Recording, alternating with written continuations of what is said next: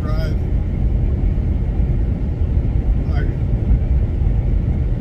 Going through South Lyons, Kansas. There's a Love's there. I'm stopping to get fuel.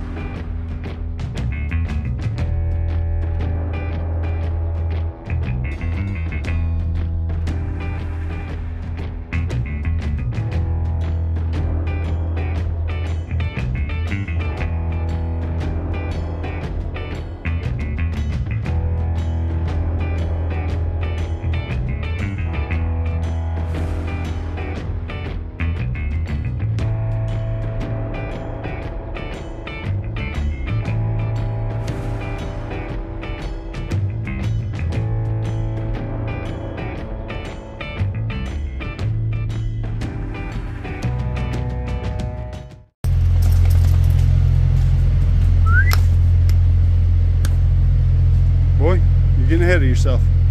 Come on.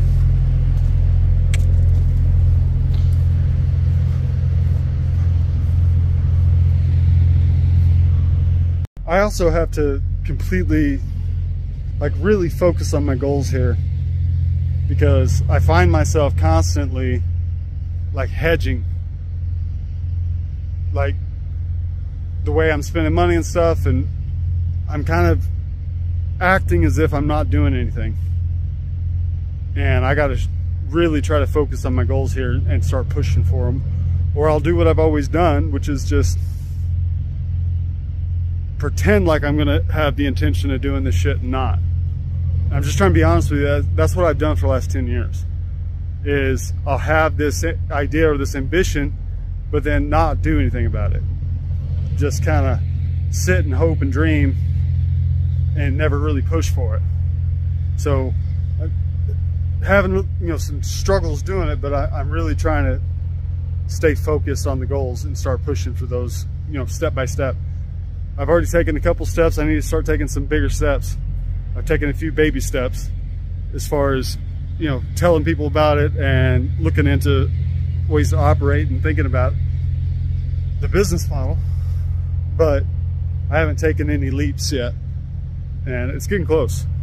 I'm going to start real soon going to looking at trucks and talking to bankers. So within the next couple of weeks, I think, maybe even within the week, I'll start looking into financing, and then start look into these trucks that James told me about, all that stuff. So if you're watching to see how it goes, don't lose patience. I'm making moves, I'm making plans, so just hang out and see how it goes. Like I say, I'm working towards it. I'm also trying to work up to it, get the gumption, to get the motivation to go. So it's freaking chilly in Lyons, Kansas today. At least it's not windy. I really don't mind the cold when it's not windy. It's just a little bit of a bite on the tip of your nose and your fingertips. When that wind hits, though, it's a different situation altogether.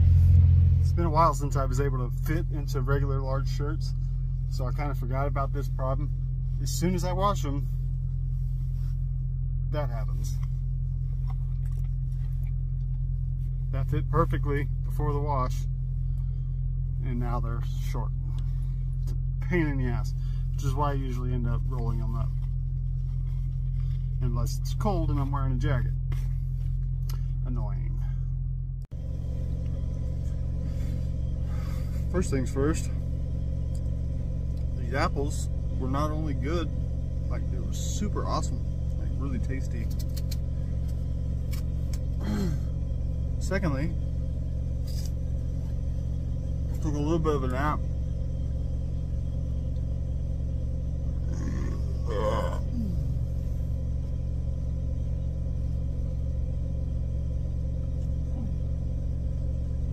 I woke up naturally and I got to thinking, well, this load didn't actually say compass, did it? So I messaged Jason. I was like, hey, is this a live load or a dropping hook? He's like, a live load. Oh, it's a good thing I checked. Because I had it in my head that this was like a compass load because it's picking up out of the same area there. But there's not just one salt like name there. Like there's Compass, Minerals, Essential Salt, and they're all in the same area. And they both deal with salt. I was thinking it was like Compass and it was going to be a drop and hook. No, it's a live load. So thankfully I caught on to it early enough and go up there and get the load.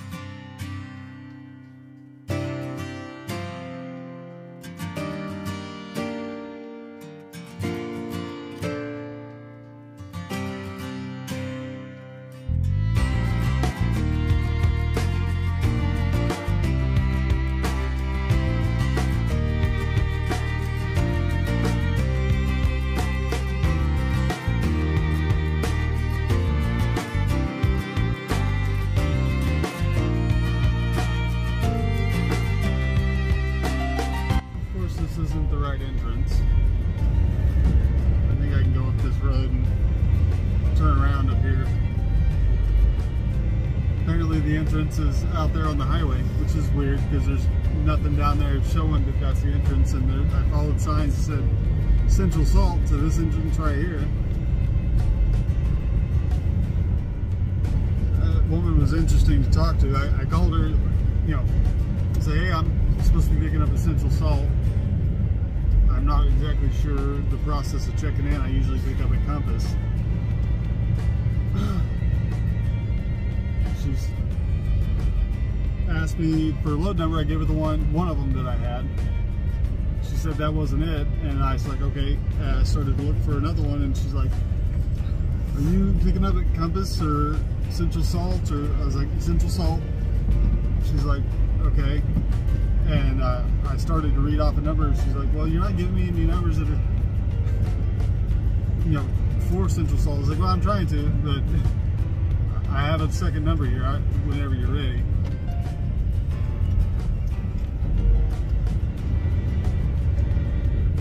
She's like, oh, okay.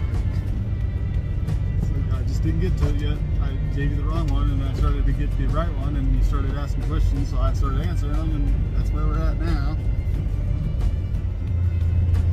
I really wish I could turn my head without feeling like it's going to fall off or explode.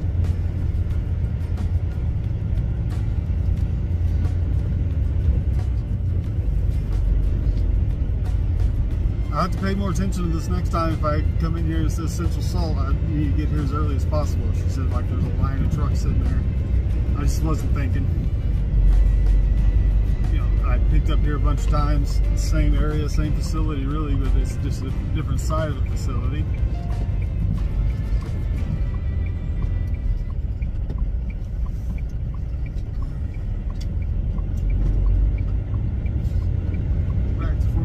Turn left, and it's your first left. If you get me up on the scale, she said. I'm hoping they get me loaded pretty quickly, though. Who knows? I don't know, that's weird. Like, all the signs there said turn in there. Like, there's a sign a little further back that said loaded trucks, and then there's this sign that says Compass come down this road and Essential Salt go down that road. It leads you to where there used to be like a gate, but the gate's broken. So I gave them a call. It's a little annoying to come into places without any good directions and system in place.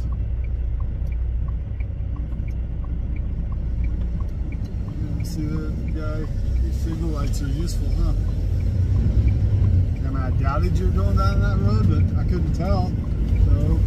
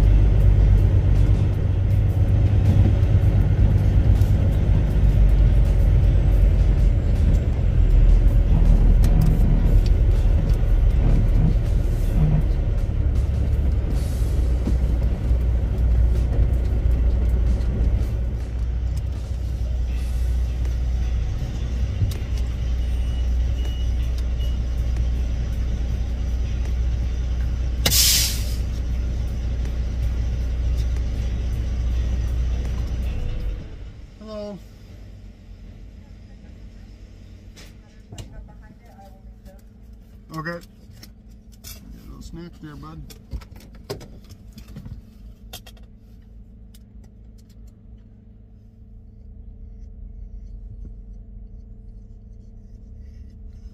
Diesel. Enough, pups. That's enough. Come here. That's enough of your stuff, huh? You just want to say hi.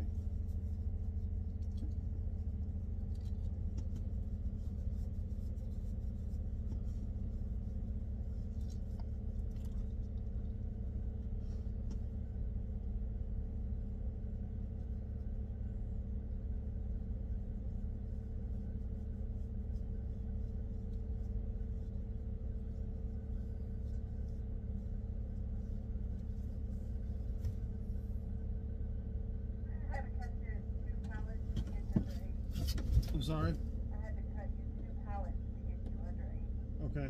That puts you at 17 pallets, leaving here at about 78,535. Okay. Have you been here before? No. You don't have all. The yellow paper I'm giving you is a list of all of our safety rules while you're outside. Since you don't have all of your safety equipment, I will need you to stop here in the parking lot before you go back and open your doors because you'll not be allowed out of your truck once you're back there. Okay. And then again, once you're loaded, I'll need you to wait till you're back up here to close your doors. Okay. And put your seal on. You're going to be going to road 24. You're going to go down to the end of the driveway to the stop sign. You'll take a right, go over the railroad track, take the first driveway to the right. Okay. There's going to be a guard shack. You'll show her this paper, and she will tell you where you need to go. And then once you're loaded, we'll see you back on that side for your final bill. Okay. Sounds good. You're welcome.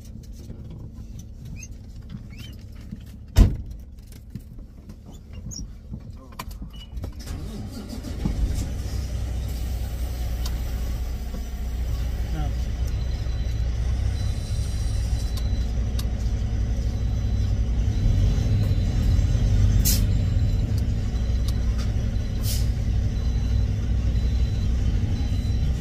I don't have a hard hat, so I have to pull off the scale here to open my doors.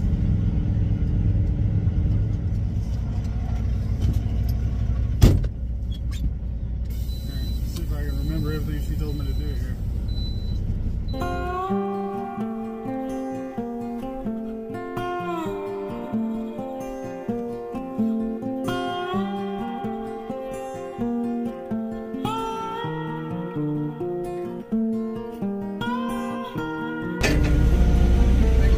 Oh, yeah.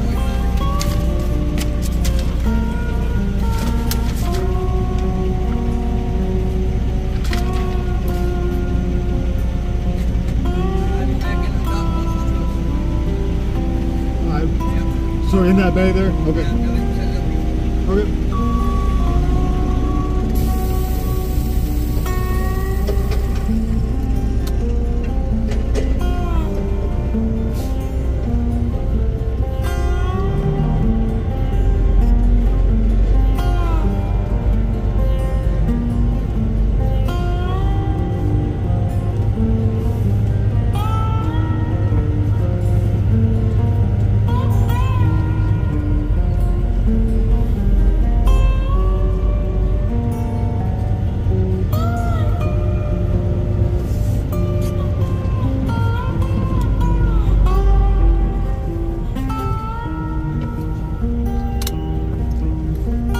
Okay.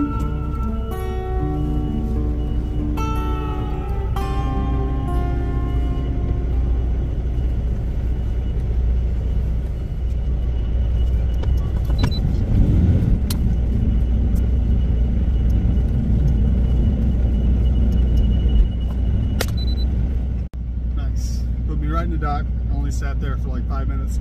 I gave that company that I was talking about a call. The number he gave me was just a dispatcher. He didn't really have any say in hiring, so he's going to send my information up the line to the recruiting office. They're supposed to give me a call back sometime today. See how that goes. I was realizing while I was editing that you don't know what I'm talking about.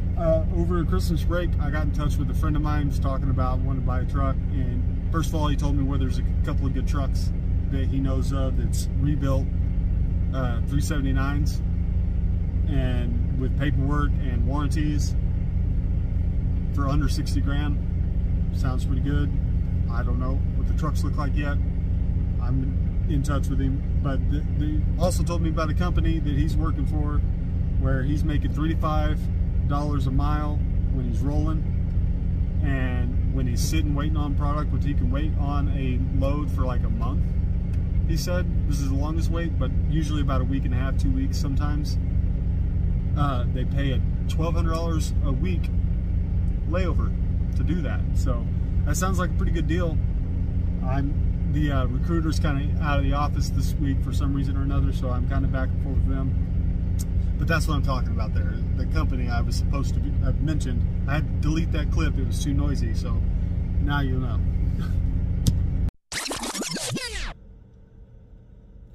That's a weird conversation I'm going to have with him because, you know, I don't have a truck yet, but I'm working towards it.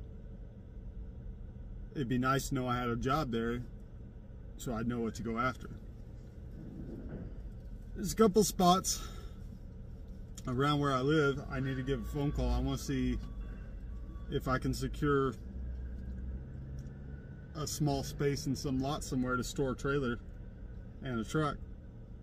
I obviously can't store that stuff at my house. I have a truck stop down the road, but if I can find somewhere, you know, secure that I could park my stuff, or at least private. I don't like, you know, clogging up the truck stops as it is, but this isn't my equipment, so I'm not going to pay somebody to use their lot for someone else's equipment. If Schuster wanted to do that, that'd be fine. And I always give that as an offer, like, hey, do you prefer to find somewhere close that, you know, we can make sure the equipment's secure and on private property instead of at a truck stop? And usually the answer is no, they don't want to pay for that, so I just kind of have to use the truck stops. But if it's my equipment, I want to try to put it on private property. The thing of it is, the more money you don't dole out for services and goods, the more you have to pay taxes. So it's not going to help me to make a bunch of extra money just to pay the government. So I'd much rather pay some guy, you know, a couple $100 a month, or you know, $500 a month to park my equipment there. At least that money's going somewhere to the business, rather than Uncle Sam's pocket. I kind of figured on that pretty quickly when I was working for Hirschbach, where I used to wouldn't pay for parking and stuff. I'd rather pay for parking than pay the government. So that money's going to come out of my pocket either way. Might as well pay it to somebody that, you know, could use the money instead of the government. There's a couple of spots I have in mind within like 20-30 miles of my house that I could park my rig. But I want to get with these guys, you know, if they got a spot for me once I get in my truck, you know, I'll know what kind of trailer I need to look into getting and all that. I can start pricing things a little better.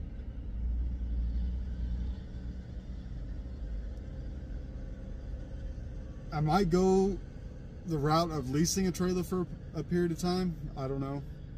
Depends on what kind of financing I can get. I'd rather just buy one. The thing about leasing is that money just goes away, where if you're buying it, that goes into your equity as a business. So it just kind of depends on how much money I can secure. I'm hoping these guys will want to work with me. Like I said, I got to be honest with them, tell them, hey, I don't have any experience in flatbed stuff, but you know, I've got some common sense, and you know, if I have any questions, I can just I'll ask. I'm not going to just be arrogant and think I know something. if there's something I don't know, I'll ask about it. I'm sure they have a safety team that can advise me on things here and there as I need it. I'm sure hoping they got something for me, because that, I can't think of a better, I haven't heard any money like that. You know, first of all, no less than $3 a mile right now is fantastic, and $1,200 a day for layover is like a dream, man.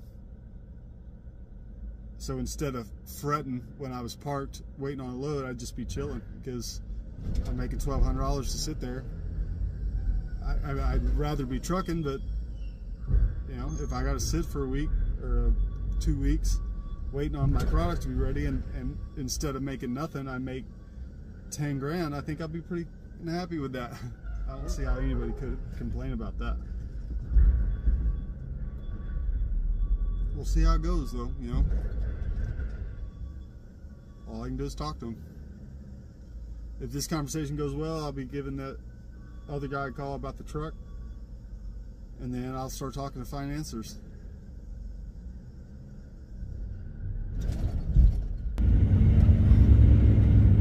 They got me loaded damn quick. I'm actually going to run out my hours. Here. I need to talk to her on the way out.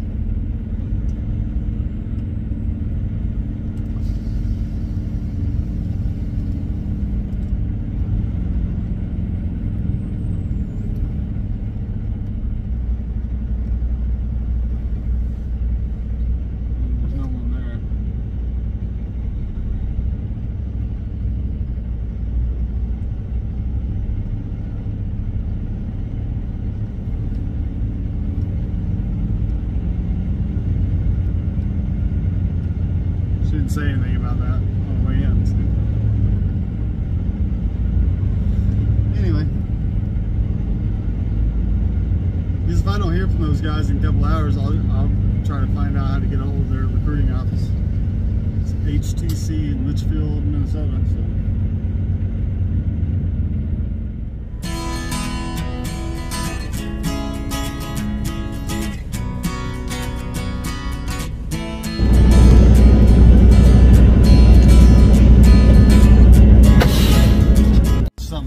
Really comical to me about a hyper-specific speed limit. 23.4, not 23.5, not 23.3, 23.4. That's the speed limit. Why? I'm sure some government bureaucrat said that was the safe limit.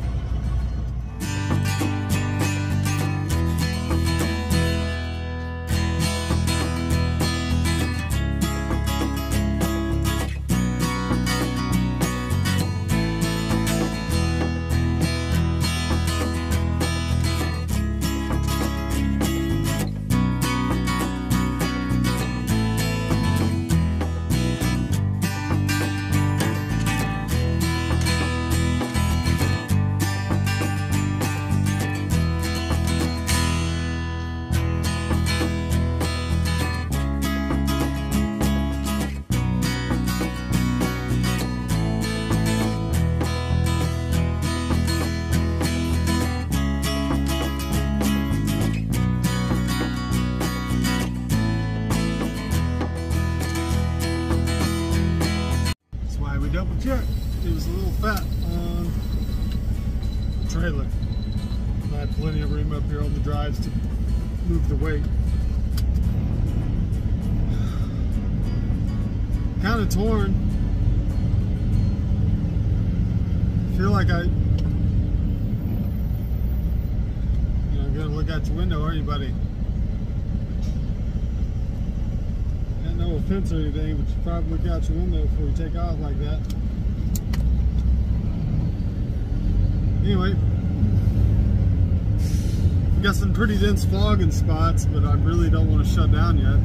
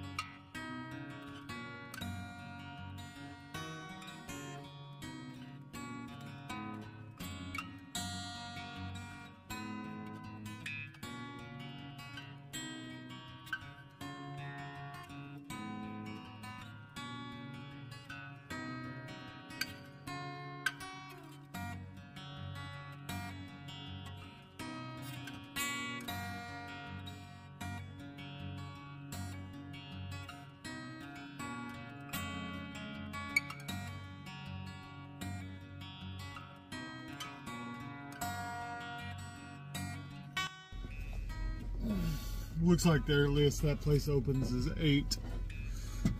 I'll dig around on the satellite footage, see if they have any place for me to sneak into before they open, or if they're, you know, operate with a guard shack and shit and can't get in there.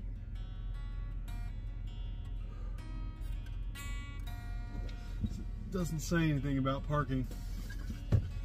Should love that. So it probably doesn't have any. Probably doesn't have any room.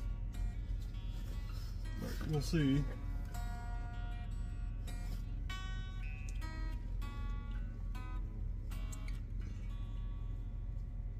Still haven't heard back from that company. I guess I'll, if I don't hear from them by tomorrow morning, I'll give them, the recruiting office, a call. Now, I've been thinking about this shit all day. It's like the more I think about it, the more it doesn't really matter if this fucking company works out or not.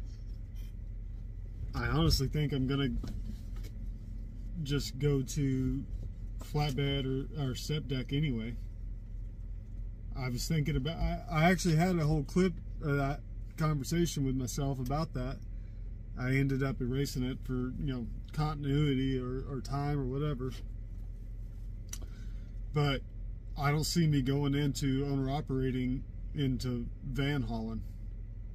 I just don't think the money's there anymore. Maybe it never was. I think you gotta be specialized in some way or another. You gotta be willing to do a little more work than the rest of the guys. I'd say something like 75–80% of the trucks out here are running vans, which means that's the most flooded market. And you don't see nearly as much flatbed and step deck and, you know, oversized stuff. So that'd be the market I want to get into, stuff that nobody else wants to do. I'm not afraid to get my hands dirty, so let's see. I'll get back with these guys. If they don't have a space for me, I'll start calling around. And if I can't find a company to lease onto with my own truck that's going to pay me a decent rate, I may just go, you know, secure the money and get the truck and get my own authority and start hunting down loads. See how it goes. I honestly think I'll be fine. Like, without bragging on myself or anything, I have a pretty damn strong work ethic, and I don't see me floundering, man. It's like it would take a lot of really bad luck. You know, a lot of bad things happen in a short amount of time can really screw you, but making the wrong deal can screw you too.